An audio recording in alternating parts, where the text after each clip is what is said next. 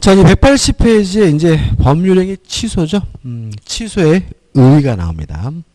일단 우리가 저번 시간 했던 것처럼 취소란 일단은 유효한 것을 소급해서 무효화시키는 것이 취소이므로 취소할 수 있는 법률행위는 유효이긴 한데 무효로 뒤바뀔 가능성이 있는 유효니까 유동적 유효인 것이다 라는 거 우리가 말씀을 드렸죠.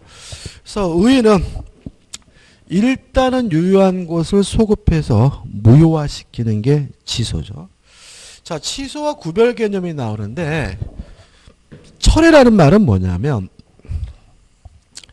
효과가 발생하기 전에 하는 것은 우리가 철회고요. 효과가 발생된 후에 하는 것은 뭐냐면 취소입니다. 따라서 철회는 언제 하는 거죠? 효과 발생 전에 하는 거다. 그래서 만약 우리가 항상 철회할 수 있느냐 없느냐 문제는 이미 효과가 발생했으면 뭐 할 수 없어요? 철회할 수가 없고 효과가 발생하기 전에만 철회할 수 있다거든요. 그래서 만약에 다음 중 철회할 수 있는 경우는 물어보면 효과가 발생하지 않은 것을 찾으면 되고요. 다음 중 철회할 수 없는 것은 그러면 효과가 이미 발생한 것을 찾으면 되겠죠. 할 수 없는 건요. 그죠? 그 다음에 해제와 취소의 사이점은 우리가 언제 할 거냐면 해제할 때 할 거고요. 해지도 마찬가지입니다. 우측에 보시면 취소의 종류해가지고 협의 취소, 강의 취소 있는데 광의 취소는 시험 범위가 아니에요. 그래서 우리는 협의 취소만 시험 범위인데 뭐냐면 아까 잠깐 말씀드렸지만 제한 능력자가 한 법률행위 취소할 수 있고 착오, 사기, 강박에 의한 의사표시 취소할 수 있죠. 요 네 가지 사유가 있으면 뭐 할 수 있습니까? 취소할 수 있고 이게 협의 취소죠. 그 다음에 하단에 보시면 취소권 해가지고 취소권자가 나와요. 자, 여기서 좀 생각해 볼 게 있어요. 뭐냐면 아까 우리가 무효를 공부할 때는 무효를 주장할 수 있는 사람을 따로 공부를 안 했어요. 왜냐하면 무효는 아무나 주장할 수가 있습니다. 그래서 시험 문제에서 이러이러한 사람은 무효임을 주장하지 못한다 그러면 무조건 X예요. 근데 이에 반해서 취소는 아무나 할 수 있는 것이 아니라 정해진 사람만이 할 수 있는데 그 사람이 누가 되냐면 취소권자가 되는 거거든요. 그러면 누가 취소권자냐 넘겨보시면 나오는데 일단 제한 능력자 본인도 취소할 수 있어요. 제한 능력자 본인이 취소할 수 있다는 말은 제한 능력자의 법률행위는 취소할 수 있지만 제한 능력자의 취소는 또다시 뭐 할 수 없어요? 취소할 수 없다는 얘기고요. 그 다음 두 번째 착오에 의한 의사표시자 사기 강박에 의한 의사표시자 뭐 할 수 있냐면 취소할 수가 있어요. 그 다음 이제 문제가 되는 것은 이들의 대리인도 취소할 수가 있는데 대리는 두 가지가 있거든요. 친권자나 후견인과 같은 법정 대리는 당연히 취소할 수가 있지만 임의 대리는 별도의 수권이 없는 한 원칙적으로 취소할 수가 없다. 왜 그러냐 좀 생각을 해봐야 되는데 자 임의 대리는 뭐냐면 예를 들어서 네가 내 대신 제주도 가가지고 땅 좀 사라라고 대리권을 주면 그 사람이 임의 대리인이거든요. 근데 만약에 그 사람이 땅을 샀어요. 그럼 임의 대리권은 소멸되는 거죠. 저당권을 설정해달라고 대리권을 줬는데 저당권 설정하면 대리권이 뭐가 되는 거죠? 소멸되는 거죠. 따라서 임의 대리는 시킨 일을 하면 임무를 완수하면 대리권이 뭐가 되냐면 소멸이 돼요. 따라서 취소할 수가 없는 거예요. 자, 제가 땅을 팔라고 대리권을 줬거든요. 땅 팔면 대리권이 뭐가 됐어요? 소멸됐으니까 나중에 사기당했다는 사실을 알게 됐더라도 취소할 수 없는 거예요. 왜요? 이 사람은 땅 파는 순간 대리권이 뭐가 됐어요? 소멸됐으니까. 따라서 임의대리는 취소권에 관한 별도의 수권이 있어야지만 취소할 수 있고 원칙적으로 취소할 수 없음을 주의하셔야 되겠죠. 그 다음에 네 번째로 승계인도 취소할 수 있는데 매수인과 같은 특정 승계인뿐만 아니라 상속인과 같은 포괄 승계인도 취소할 수가 있어요. 요 네 가지 종류거든요. 여기서 조심할 것은 뭐냐면 제가 아까 시작하면서 취소는 아무나 할 수 있는 것이 아니라 정해져 있는 사람만이 할 수 있다는 점. 또 취소는 네 가지 종류의 사람이 할 수 있다라는 말은 한 사람이 아니라 여러 명일 수 있다는 거 조심하셔야 돼요. 그러니까 우리가 다음 중 취소권자는 이렇게 물어보는 문제가 나오면 잘 틀리는 이유는 뭐냐면 한 명만 찾는 경향이 있어서 그렇고요. 취소권자가 네 가지 종류라는 말은 취소권자는 뭐일 수 있어요? 여러 명일 수 있다는 거 좀 조심하시기 바랍니다. 그 다음에 취소의 방법 해가지고 142조가 나오고 하단에 보시면 취소의 대상, 법률행위를 취소할 수 있고요.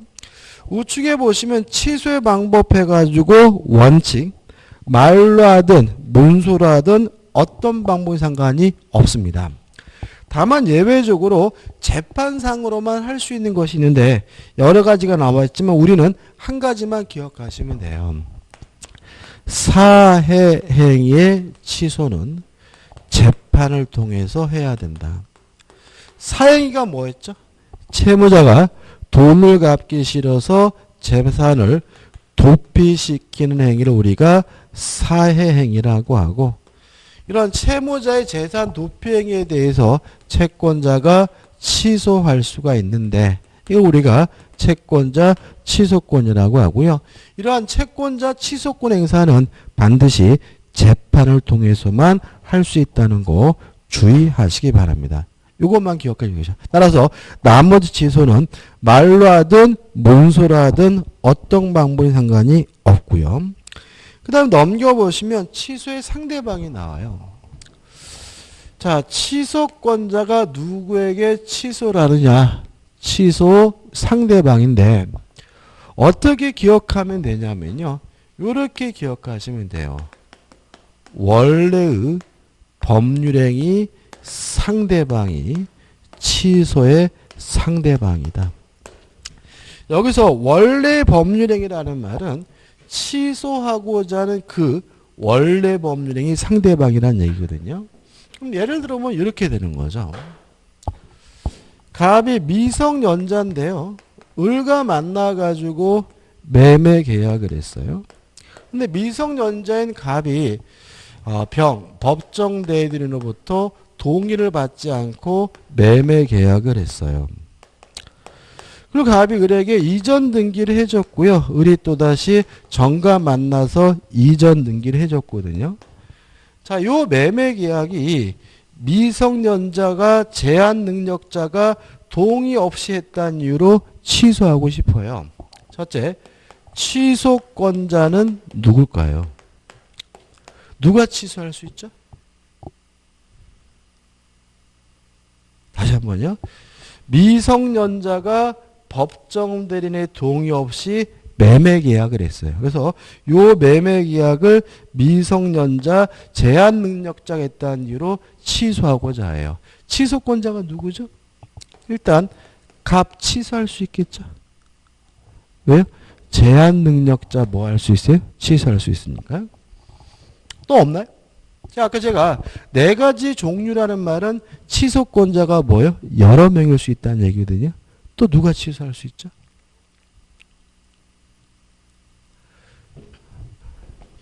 차고 사기 강박에 의한 의사표시에는 없죠.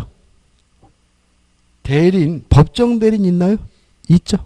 따라서 갑 또는 병이 뭐가 되는 거죠? 취소권자가 되는 거죠. 그죠? 그 다음에 취소의 상대방, 요 갑 또는 병이 누구한테 취소를 해야 돼요? 누구한테 하는 거죠? 을에게 하겠죠. 지금 이 사람들이 취소하고 싶은 것은 요 매매 계약이잖아요. 그래서 취소의 상대방은 원래 법률행위 상대방이라는 말은 취소하고자 하는 요 법률행위 상대방이 뭐가 된다는 거예요? 취소의 상대방이란 얘기예요. 다시 말하면 현재 권리자에게 취소하는 게 아닙니다. 취소하고자 하는 그 원래 법률행위 상대방이기 때문에 요 사례는 갑 또는 병이 누구에게? 을에게 취소하게 되는 거죠. 은근히 시험에 잘 나오는 표현이에요. 교재 나와 있는 대표이제 한번 풀어볼까요? 대표이제 보시면 갑은 결혼 예물로 받은 결혼 반지를 모조품으로 오인하여 을에게 헐값으로 매도하였다. 을은 다시 그것을 병에게 매도하고 병은 다시 정에게 매도하였다. 후에 그것이 진품인 것을 안 갑이 매매 계약을 착오를 이유로 취소하고자 한다. 그 취소는 누구를 상대로 하는가? 그럼 이런 얘기잖아요. 갑이 을에게 팔고 을이 또다시 병에게 팔고 병이 또다시 정에게 팔았는데 이 갑이 을과 매매 계약을 착오란 이유로 뭐 하겠다는 거예요? 취소하겠다는 얘기잖아요. 그러면 취소는 누구한테 하는 겁니까? 취소하고자 하는 원래 법률행위 상대방이 뭐죠? 취소의 상대방이니까 답은 뭐가 되는 거죠? 1번 을에게만 할 수 있다가 뭐가 되는 거죠? 답이 되는 거죠. 다시 말하면 취소하고자 하는 그 법률행위 상대방이 뭐가 되는 거죠? 취소의 상대방이고요. 현재 권리자가 뭐가 되는 건 아니에요. 취소의 상대방이 되는 것은 아님을 주의하시기 바랍니다. 그 다음에 취소 효과죠. 취소를 하게 되면 유효한 법률행위가 소급해서 뭐가 되죠? 무효가 됩니다. 그 다음 우측에 보시면 취소 효과가 미치는 모임이 한번 읽어보시고 취소 효과의 절대성과 상대성은 아까 했죠. 자, 제한 능력을 이유로 취소된 경우에는 제3자가 선이라 하더라도 보호되지 않고요. 차고 사기 강박에 의한 경우에는 선의의 제3자를 보호를 한다. 그래서 취소는 원칙적으로 선의 제3자를 보호하고요. 다만 예외적으로 제한 능력을 이유로 취소하는 경우에만 제3자를 전혀 보호하지 않는다는 거 꼭 기억해 두셔야 되고요. 그 다음에 4번 부당이득 반환 의무가 나와 있죠. 자, 소급해서 무효가 됐으니까 이행하기 전이면 이행할 필요가 없고요. 이행한 것은 원칙적으로 부당이득으로서 반환을 해줘야 됩니다. 여기서 문제가 되는 것은 제한능력자 반환 범위의 특칙이 나와 있는데 제한능력자는 전부를 다 돌려주는 것이 아니라 현존하는 이익 범위 내에서만 반환하면 된다라고 규정을 두고 있음을 주의하시기 바랍니다. 원래는 이 부당이득 반환에 대해서 선의 상대방은 현존이익, 악이면 전부라고 규정이 되어 있는데 그거는 시험 범위가 아니에요. 그러니까 시험 범위가 아닌 것들은 헷갈려 하지 마시고요. 그냥 우리는 이행한 것이 있다면 원칙적으로 부당이득으로서 반환을 해주는데 제한 능력자는 다 돌려주는 것이 아니라 현존하는 이익 범위 내에서만 돌려주면 되고요. 여기서 조심할 것은 뭐냐면 교재는 없는데 현존이익을 계산할 때 우리 판례는 유흥비로 탕진한 것만 소비된 것으로 봅니다. 따라서 건전하게 쓴 것은 소비된 것이 아니라 현존하는 이익이 됨을 주의하시기 바랍니다. 예를 들어 가지고요. 제한 능력자가 50만 원을 받았어요. 근데 그 중에 20만 원은 생활비로 썼고요. 30만 원은 은행에 예지금했다면 이 사람은 현존이익이 50만 원 전부예요. 왜냐하면 요 생활비로 쓴 거는 소비된 것이 아니라 현존한 이익으로 평가해야 됩니다. 왜 이렇게 평가하냐면 만약에 20만 원이 50만 원에서 안 나갔으면 다른 돈에서 나갈 돈이잖아요. 다시 말하면 요 50만 원에서 20만 원을 썼기 때문에 이 사람의 다른 재산은 그만큼 뭐가 된다는 거예요? 세이브 전략이 된다는 거죠. 따라서 생활비로 썼다, 학원비로 썼다, 병원비로 썼다 같은 건전하게 쓰는 것은 소비된 것이 아니라 현존하는 이익임을 주의하시기 바라고요. 따라서 만약에 20만 원은 술 처먹었다, 유흥비로 썼다면 그때는 현존하는 돈이 얼마죠? 30만 원이니까 이때는 30만 원만 돌려주면 된다는 의미가 됨을 주의하시기 바랍니다. 네, 우측 하단은 일부 취소죠. 일부 무효와 같습니다. 다시 말하면 일부를 취소하게 되면 전부가 무효가 되는 것이 원칙이고요. 다만 그 취소 부분이 없더라도 법률행위를 하였을 것이라는 가상적 의사가 인정이 되면 예외적으로 일부만 취소하는 것도 가능합니다.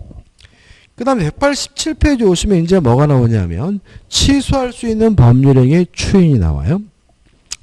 자, 187페이지 143조가 나옵니다. 1항을 읽어보면 취소할 수 있는 법률행위는 제140조에 규정한 자가 추인할 수 있고 추인행위는 취소하지 못한다고 되어 있거든요. 자, 그럼 이렇게 되는 거죠. 취소할 수 있는 법률행위는 추인하는 것이 가능하고 더 이상 추인하게 되면 뭐 할 수 없습니까? 취소할 수가 없는데 요 추인은 아무나 할 수 있는 것이 아니라 추인권자가 하게 되는데 요 추인권자가 누구냐 해서 140조에 규정된 사람 취소권자가 뭐인 거죠? 추인권자가 되는 거죠. 따라서 추인은 아무나 하는 것이 아니라 취소권자가 추인할 수 있다는 거 조심하시고요. 근데 문제는 밑에 또 중간에 144조예요. 1항을 보시면 추인은 취소의 원인이 소멸된 후에 하여야만 효력이 있다거든요. 따라서 취소권자가 추인하기 위해서는 원인이 종료된 후 원인이 소멸된 후에 할 수가 있는 거죠. 그럼 어떻게 되냐면 취소권자가 추인하기 위해서는 원인이 소멸된 후에 해야 되니까 만약에 취소권자가 제한 능력자라면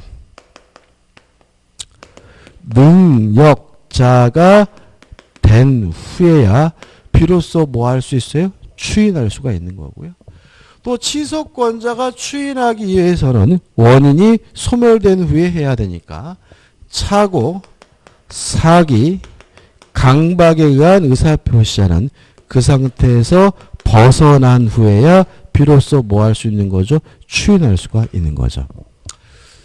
자, 근데 문제가 되는 것은 이 항에 나와 있는데 이러한 원인이 소멸된 후에 해야 된다는 제한이 제외되는 사람이 있어요. 누구냐면 법정 대리인이죠. 다시 말하면 법정 대리인은 원인이 소멸되기 전에도 뭐 할 수 있습니까? 추인할 수가 있습니다. 자, 그럼 이렇게 되는 거죠. 자, 갑이 을과 만나가지고 매매 계약을 했는데요. 갑이 미성년자 15살이에요. 근데 문제는 친권자로부터 법정 대리인으로부터 동의받지 않고 매매 계약을 했다면 요 갑은 요 매매 계약을 뭐 할 수 없어요? 추인할 수는 없는 거죠. 왜냐하면 제한 능력자는 능력자가 된 후에야 원인이 소멸된 후에야 뭐 할 수 있으니까요? 추인할 수가 있으니까요. 그렇지만 요 법정 대리인 병은 요 갑이 15살이라 하더라도 원인이 소멸되기 전이라 하더라도 요 매매 계약을 뭐 할 수 있습니까? 추인할 수가 있는 거죠. 왜냐하면 법정 대리는 원인이 소멸된 후라는 제한이 제외된다. 다시 말하면 법정 대리는 본인이 제한 능력자인 상태에서도 추인할 수 있다는 거 조심하시면 됩니다.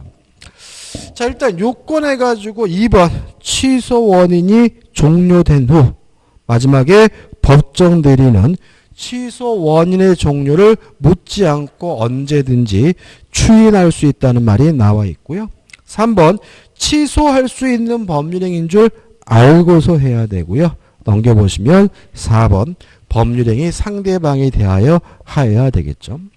추인의 효과입니다. 자, 추인하게 되면 더 이상 취소할 수가 없으니까 유동적 유효에서 확정적 유효한 법률행위로 뒤바뀌게 되고요.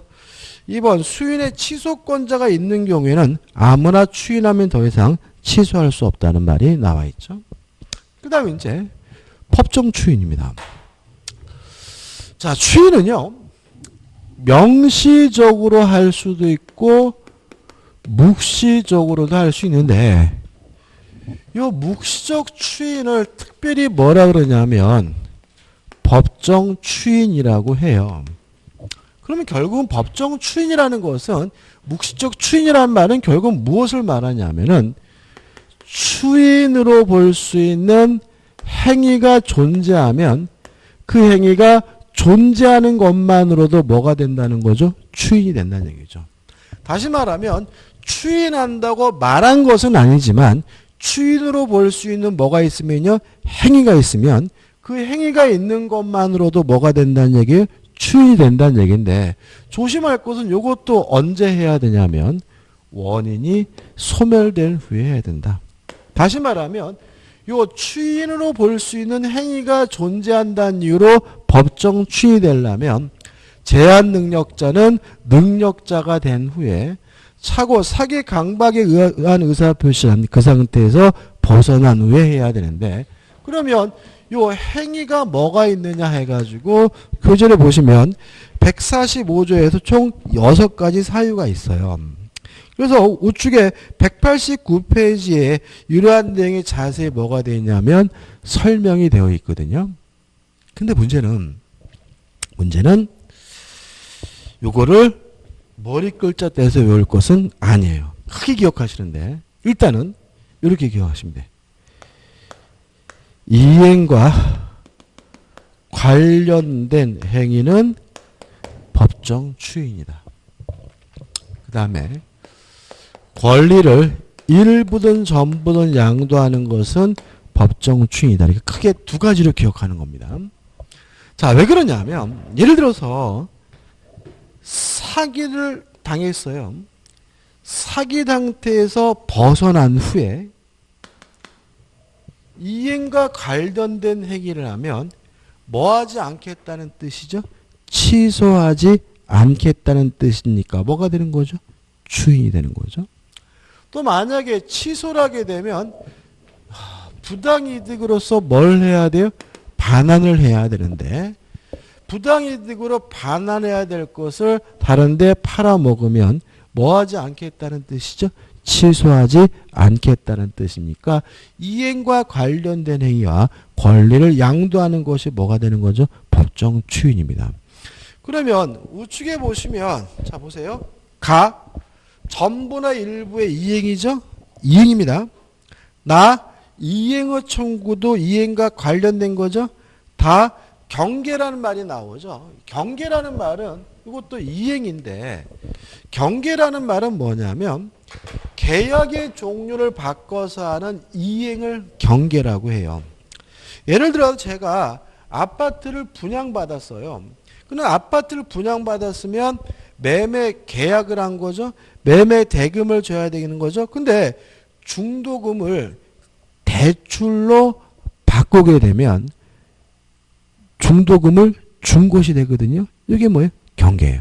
자, 저는 매매 계약을 했는데 뭐 한 것을 해요?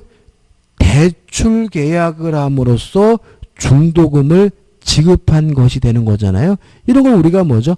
경계라고 한다. 그래서 경계란 계약의 종류를 바꿔서 하는 이행이니까, 이것도 이행이니까 뭐죠? 추인인 거고. 그 다음에 4번 담보의 제공도 넓은 의미에서 뭐죠? 이행인 것이고. 마지막에 4번 강제 집행도 왜 하는 겁니까? 이행을 받으려고 하는 거잖아요. 따라서 이것도 뭐예요? 이행인 거죠. 그래서 마번을 제외한 나머지 것들은 한마디로 정리하면 뭐예요? 이행과 관련된 행위예요. 그럼 마번은 뭐겠어요? 권리의 양도겠죠. 그래서 크게 이행과 관련된 행위와 권리를 양도하는 것은 뭐죠? 법정 추인이다. 이렇게 기억하고요. 그 다음에 수험적으로 중요한 것은 뭐냐면 이행을 청구하고 권리를 양도하는 것이 법정 추인이 되려면 취소권자가 해야 된다. 상대방이 이행을 청구하고 상대방이 권리를 양도하는 것은 뭐가 아니죠? 추인이 아니라는 거 꼭 기억해 두셔야 돼요. 자, 이런 얘기죠. 사기당한 제가 이행을 청구하고 다른 데 팔아먹는 거는 뭐겠어요? 추인이겠지만 사기친 놈이 저한테 뺏은 물건을 팔아먹거나 저한테 이행을 청구하는 것은 뭐가 될 수는 없어요? 추인이 될 수는 없는 거죠. 다시 말하면 이행을 청구하거나 권리를 양도하는 것이 추인이 되려면 누가 해야 됩니까? 취소권자가 해야 된다는 거 꼭 기억해 두시기 바랍니다. 그 다음에 넘겨보시면 세 번째, 이해 유보가 없어야 돼요. 그 말은 뭐냐면 자, 이러한 행위를 할 때 만약에 이의를 유보하게 되면 추인한 것이 아니라는 얘기고요. 그 다음에 3번, 법정 추인에 효력해가지고 더 이상 뭐 할 수 없습니까? 취소할 수 없다. 확정적으로 유효가 되는 거죠. 자, 대표 이제 풀어볼게요. 취소할 수 있는 법률에 관한 설명으로 틀린 것은 1번, 취소된 법률행위는 처음부터 무효인 것으로 본다. 맞죠? 왜요? 취소란 유효한 것을 소급적으로 무효화시키는 거니까요. 2번, 제한 능력자는 취소할 수 있는 법률행위를 단독으로 취소할 수 있다. 맞죠? 제한 능력자도 취소권자다. 제한 능력자도 단독으로 뭐 할 수 있죠? 취소할 수 있죠. 3번, 제한 능력자의 법률행위에 대한 법정 대리인의 추인은 취소 원인이 소멸한 후에 하여야 그 효력이 있다. X죠. 자, 원인이 소멸된 후에 해야 되는 것에서 빠지는 거, 제외되는 게 누가 있습니까? 법정 대리인이죠. 그러나 법정 대리는 원인이 소멸되기 전에도 추인하는 것이 가능하기 때문에 답은 뭐죠? 3번이 되는 거죠. 4번, 제한 능력자가 취소의 원인이 소멸된 후 이의를 보류하지 않고 채무 일부를 이행했어요. 자, 원인이 소멸된 후에 뭐 했습니까? 이행과 관련된 행위를 했다면 뭐가 되는 거죠? 법정 추인이 되는 것이니까 4번은 뭐죠? 맞는 지문이고요. 5번, 취소할 수 있는 법률 상대방이 확정된 경우에는 그 취소는 상대방에 대한 의사표시를 하여야 한다. 맞죠? 취소의 상대방은 원래 법률행위 상대방이니까 상대방에게 취소해야 된다는 지문은 맞는 지문이고요. 답은 뭐죠? 3번이 됩니다. 그 다음에 취소권의 소멸이 나오는데요. 여기서 이제 우리가 좀 정리할 게 있어요. 자, 교재 없는 건데 소멸시효를 정리할 겁니다. 소멸시효는 교재에 없는 이유가 시험 범위가 아니기 때문에 없습니다. 그렇지만 제가 지금 설명드리는 정도는 기억해 두셔야 되고요. 왜냐하면 소멸시효가 시험 범위가 아닌데도 불구하고 제가 지금 설명드리는 부분은 시험 문제에 나오기 때문에 그렇습니다. 일단 소멸시효는 뭐냐면 일정한 권리를 보유하고 있고요. 그 권리 행사가 가능한데도 일정 기간 행사하지 않으면 불행사하면 권리 자체가 소멸하게 되는데 이걸 우리가 소멸시효라고 합니다.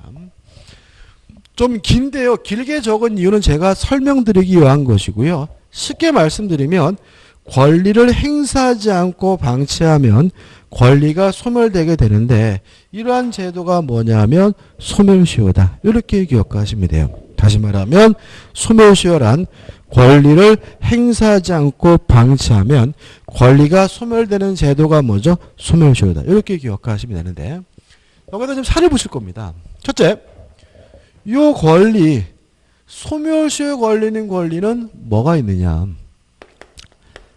채권과 용익물권이 소멸시효에 걸립니다. 자, 소멸시효에 걸리는 권리는요, 채권과 용익물권만 소멸시효에 걸려요. 따라서 소유권, 점유권 이런 거 소멸시효에 걸리지 않고요. 형성권, 항변권 이런 거 소멸시효에 걸리지 않아요. 소멸시효는 뭐만 걸립니까? 채권과 용익물권만 소멸시효에 걸리고요. 그 다음 일정 기간인데 채권은 원칙이 10년이고요. 용익물권 원칙이 20년입니다. 그럼 이렇게 되는 거죠. 채권을 가지고 있는 사람이 채권 행사가 가능한데도 10년 동안 행사하지 않으면 채권 자체가 소멸되게 되는데 이게 뭐죠? 소멸시효가 되는 거죠. 그 다음에 소멸시효는 권리 행사가 가능해야 돼요. 따라서 소멸시효 기산점은 시작점은 언제부터 시작하게 되냐면 권리 행사가 가능한 때부터 시작하게 되는 거죠. 예를 들어서 돈을 빌려줘서 채권이 있거든요. 근데 돈을 12월 30일 날 받기로 했어요. 그러면 소멸시효는 언제부터 시작하는 거죠? 12월 30일이 되면 시작하겠죠. 왜요? 12월 30일이 돼야 권리 행사가 뭐죠? 가능하니까요. 그 다음에 권리 행사가 가능해야 소멸시효가 완성돼요. 따라서 권리 행사가 가능하지 않다면 소멸시효가 완성되지 않는데 이거 우리가 소멸시효에 뭐라 그러냐면 정지라고 합니다. 조금 어려울 수가 있는데 우리는 그냥 시험범위 아니니까 개념만 잡는 겁니다. 소멸시효가 완성이 되려면 권리 행사가 가능해야 된다. 따라서 만약에 권리 행사가 불가능하다면 가능하지 않다면 10년, 20년, 30년 지나도 소멸시효가 완성되질 않는데 이거 우리가 소멸시효에 뭐라고 그러죠? 정지라고 합니다. 우리 민법에 규정되어 있는 가장 대표적인 예는 이런 겁니다. 갑과 을이 그렇고 그런 사이 연인인데 을이 남순이 갑에게 300만 원을 빌려줬어요. 그러면 300만 원을 받을 뭐가 있는 거죠? 채권이 있고 이 채권의 소멸시효는 몇 년인 거죠? 10년인 거잖아요. 근데 문제는 둘이 결혼했어요. 결혼하는 순간 돈 못 받아요. 그죠? 이제 받아봐야 뭐죠? 그 돈이 그 돈이고 뭐죠? 쌈짓돈이잖아요. 그죠? 따라서 혼인하는 순간 소멸시효가 뭐가 돼요? 정지가 됩니다. 따라서 10년, 20년, 30년, 40년 지나도 뭐 되지 않고 있어요? 완성되지 않고 있기 때문에 40년이 지나서 이혼하게 된 경우에는 을은 갑에게 처녀 쪽에 빌려준 300만 원 달라고 뭐 할 수 있어요? 요구할 수가 있습니다. 이게 소멸시효 정지. 또 다른 예를 들어볼까요? 우리 민법이 규정되어 있는 건데.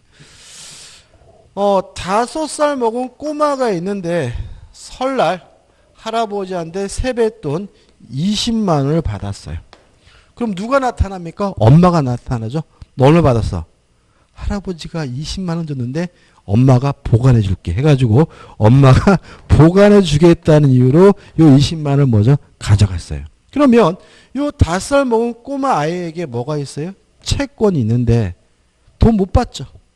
따라서 소멸시효가 뭐가 되냐면 정지가 돼요. 그래서 14년이 지나서 얘가 성년자가 된 후에도 아직 소멸시효가 완성되지 않고 있으므로 5살 때 나한테 가져간 20만 원 달라고 뭐 할 수 있어요? 요구할 수가 있는데 이런 거 우리가 소멸시효의 정지라고 하고요. 뭐 이런 게 있는가 싶지만 민법에 다 뭐가 있는 거예요? 규정이 있는 내용입니다. 그 다음에 소멸시효가 완성되려면요.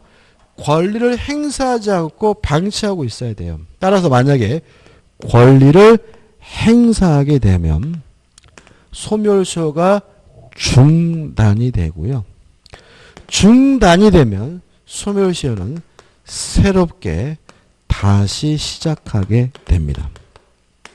다시 말씀드리면 소멸시효가 완성이 됐다는 이유로 권리가 소멸되려면 권리를 행사하지 않고 방치해야 되므로 권리를 행사하게 되면 소멸시효가 뭐가 돼요? 중단이 되고 중단이 되면 새롭게 다시 시작하게 됩니다. 자, 이런 얘기입니다.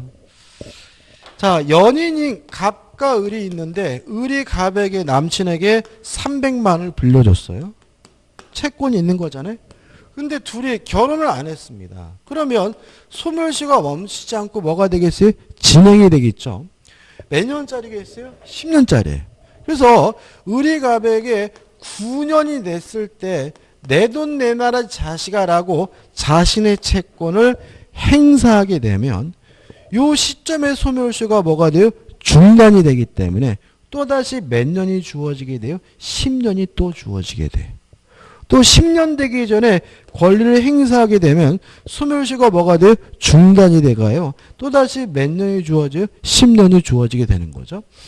그 기억을 돕기 위해서 말씀을 드리면 제천인가요? 그 마이클 다시요? 기억 안 나세요? 그 마이클 다시라고 그 랩 가수인데 나는 어보다에서 나와 있다가 뭐 뉴질랜드 어쩌고 기억 안 나세요? 야, 저만 알아? 이게 뭐냐면 얘가 어렸을 때 얘네 부모님이 동네에서 돈을 이빠이 다 빌려가지고요. 뉴질랜드로 도망가 버리는 바람에 한 동네가 완전히 풍지박산됐다. 들으신 적 있으시죠? 그죠? 그래가지고 요 아이의 부모가 나쁜 놈 해가지고 막 난리가 났거든요. 근데 문제는 뭐냐면 10년이 지났어요. 공소시효는 정지가 됐기 때문에 이 사람들을 사기죄로 형사처벌할 수는 있긴 한데 문제는 채권의 소멸시효가 완성되기 때문에 이 피해자들은 돈을 뭐 할 수 없어요? 받을 수가 없는 거예요. 이 사람들이 기국을 했거든요. 처벌받겠다고 제가 봤을 때는 그거 보고 기국을 한 것 같아요. 그러니까 다시 말하면 어차피 이러한 채권의 소멸시효가 뭐가 돼 있어요? 완성되어 있기 때문에 못 받는 거예요. 근데 다만 몇 분이 계시대요. 몇 분이 계속해서 소멸시효를 뭐하고 있었어요? 중단을 시키고 있었기 때문에 그분들에 대해서는 채권의 소멸시효가 뭐 되지 않았어요? 완성되지 않았기 때문에 몇 분은 돈을 받을 수 있을 것 같다더라. 이런 언론 보도를 본 적이 있어요. 그래서 만약에 돈을 띄었으면 무조건 못 받겠다고 말지 마시고 될 수 있으면 10년 되기 전에 소멸시효를 뭐 하는 것이요? 중단시키는 것이 좀 유리하다는 거 좀 주의하시기 바랍니다. 그 다음 이러한 요건을 갖추면 채권과 용익물권이 뭐죠? 소멸하게 되는데 조심할 것은 첫째, 소급표가 있습니다. 따라서 기산일로 소급해서 채권과 용익물권이 소멸하게 된다라고 민법에 규정을 두고 있고요. 소멸시효가 완성됐다는 사실이 만약에 재판에서 문제가 된다면 주장이 필요합니다. 만약에 채권자가 소멸시효가 완성됐음을 주장하지 않으면 법원은 완성되지 않았다는 전제에서 재판을 진행하게 됩니다. 자, 이걸 이렇게 제가 열심히 설명드린 이유가 있는데 이것과 뭘 구별하려고 하냐면 제척기간이라는 개념하고 구별하려고 해요. 제척기간은 뭐냐면 권리에 법에서 규정하고 있는 행사기간을 제척기간이라고 합니다. 다시 말하면 법에서 특별히 규정하고 있는 권리의 행사기간을 제척기간이라고 하는데 이렇게 말씀드리면 이게 피부에 와닿나 봐요. 그래서 우리는 가장 대표적인 것이 뭐냐면 형성권이에요. 그래서 형성권의 법정 행사기간을 우리가 제척기간이라 한다. 이렇게 기억하시면 돼요. 다시 말하면 채권과 용익물권만 소멸시 걸려요. 형성권은 소멸시 걸리지 않고요. 따로 행사기간을 법에 규정하고 있는데 이걸 우리가 뭐죠? 제척기간이라고 한다. 이렇게 이해하시면 돼요. 자, 제척기간은요, 원칙적으로 몇 년이냐면 10년입니다. 뭐 1년짜리도 있고 6개월짜리도 있고 복잡한데 일단 원칙은 몇 년이냐면 10년이에요. 다만 예외적으로 취소권의 경우에는 자, 취소권도 승낙을 받지 않고 일방적으로 행사하는 권리니까 형성권이에요. 따라서 지금 보고 있는 이 규정에 나와 있는 이 기간은 소멸시효가 아니라 뭐인 거예요? 제척기간인 거예요. 취소권은 법률행위 시를 기준으로 하면 10년이고요. 추인이 가능한 때, 원인이 소멸된 때부터 기준하면 몇 년이냐면 3년입니다.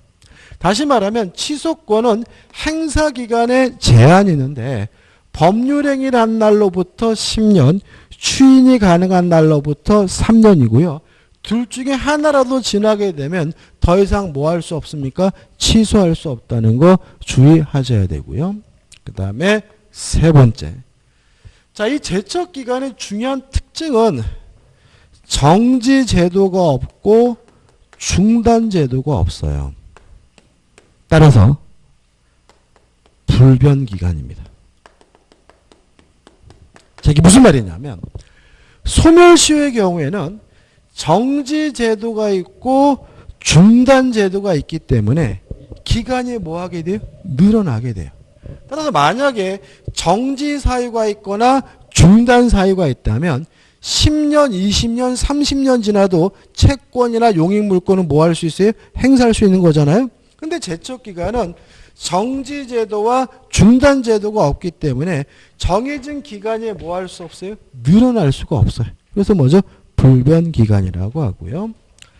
그 다음에 만약에 이 제척기간이 소송에서 문제가 되면 주장할 필요는 없습니다.